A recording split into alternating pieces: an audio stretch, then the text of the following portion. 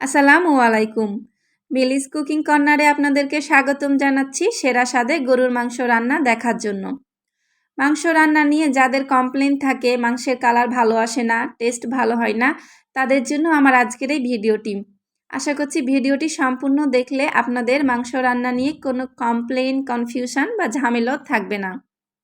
তাই আমার আজকের এই ভিডিওটি না টেনে সম্পূর্ণটা দেখবেন আর সেই সাথে আমার চ্যানেলটিও সাবস্ক্রাইব করার অনুরোধ রইল। গরুর মাংস রান্নার জন্য এখানে আমি 1 কেজি গরুর মাংস খুব ভালোভাবে ধুয়ে পরিষ্কার করে নিয়েছি। মাংসের টুকরোগুলো আমি রেগুলার সাইজেই কেটে নিয়েছি।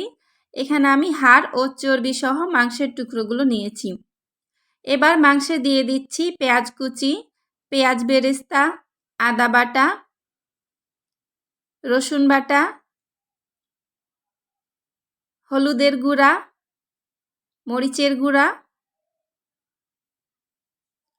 ধনিয়ার গুঁড়া, জিরার গুঁড়া, স্বাদ মতো লবণ ও পেঁয়াজ বেরেস্তা করার পর যে তেলটুকু ছিল সেই তেলটা। প্রতিটি উপাদানের বর্ণনা কিন্তু আমি স্ক্রিনে দিয়েছি, তবে আপনাদের সুবিধার্থে সেগুলো আমি ডেসক্রিপশান বক্সেও দিয়ে দিব। আপনারা আপনাদের প্রয়োজনে সেগুলো ডেসক্রিপশান বক্স থেকে দেখে নিতে পারেন। এরপর আমি এখানে নিয়েছি লবঙ্গ, গোটা জিরা, এলাচ, দারুচিনি, গোলমরিচ, শুকনা মরিচ ও তেজপাতা। এবার সবগুলো মশলার সাথে মাংসের টুকরোগুলো খুব ভালোভাবে মাখিয়ে নেব।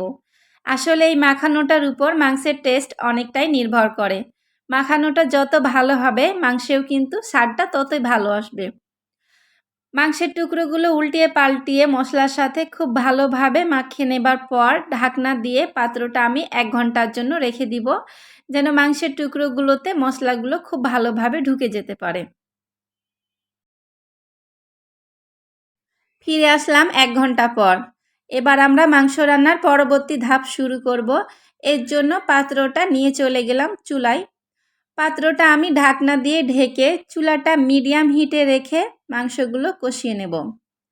ঢাকনা দিয়ে কষানোর সময় অবশ্যই কিছুক্ষণ পর পর ঢাকনা তুলে নেড়ে নিতে হবে, তা না হলে কিন্তু মাংসটা পাত্রের সাথে লেগে পুড়ে যেতে পারে। কষাতে কষাতে দেখতেই পাচ্ছেন মাংস দিয়ে কিন্তু অনেকটাই পানি বের হয়েছে, আর এই পানিটা পুরোপুরি শুকিয়ে যাওয়া পর্যন্ত আমরা মাংসটা ঢাকনা দিয়ে ঢেকে কষিয়ে নেব। সামান্য একটু নেড়ে নিয়ে আবারও মাংসগুলো ঢাকনা দিয়ে ঢেকে দিলাম। ঢাকনা তুলে দেখতেই পাচ্ছেন মাংসের পানিটা পুরোপুরি টেনে গিয়ে তেলটা উপরে ভেসে উঠেছে। এখন মাংসগুলো কিছুটা নেড়ে চেড়ে এ পর্যায়ে দিয়ে দিব ফুটন্ত গরম পানি। মাংস রান্নায় অবশ্যই ফুটন্ত গরম পানি ব্যবহার করার চেষ্টা করবেন, এতে করে মাংসটা দ্রুত সিদ্ধ হয়ে যায় আর মাংসের টেস্টটাও কিন্তু অনেক ভালো আসে। গরম পানি দেবার পর মাংসগুলো একটু নেড়ে চেড়ে নিয়ে আবারও পাত্রটা ঢাকনা দিয়ে ঢেকে মাংসগুলো আমি পুরোপুরি সিদ্ধ হওয়া পর্যন্ত রান্না করব। আর এই পর্যায়ে চুলার হিটটা আমি মিডিয়াম ও লো হিটের মাঝামাঝি করে নিয়েছি। এ পর্যায়ে মাংসগুলো আমার পুরোপুরি সিদ্ধ হয়ে গিয়েছে, তাই দিয়ে দিচ্ছি 5টি কাঁচামরিচ ও 1 চা চামচ জিরার গুঁড়া। এতে করে কিন্তু মাংসে খুব সুন্দর একটা ফ্লেভার আসে আর স্বাদটাও বেড়ে যায়। এবার সামান্য একটু নেড়েচেড়ে আবারও পাত্রটা ঢাকনা দিয়ে ঢেকে চুলার হিটটা লো করে মাংসগুলো রান্না করব।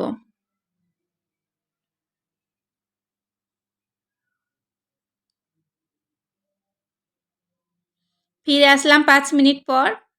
দেখতেই পাচ্ছেন মাংসে কিন্তু তেলটা উপরে ভেসে উঠেছে আর মাংসটাও আমার পুরোপুরি রান্না হয়ে গিয়েছে।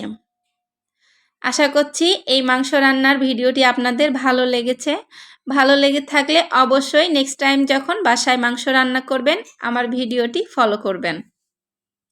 এবার মাংসটা আমরা সার্ভ করে নিব। আজকের ভিডিওটি যদি আপনাদের ভালো লেগে থাকে তো আমার ভিডিওটিতে লাইক, কমেন্ট ও শেয়ার করবেন আর আমার চ্যানেলটিকে সাবস্ক্রাইব করে আমাকে সাপোর্ট করবেন। দেখা হবে পরবর্তী ভিডিওতে নতুন কোনো রেসিপি নিয়ে। সেই পর্যন্ত সবাই অনেক ভালো থাকবেন। আল্লাহ হাফেজ।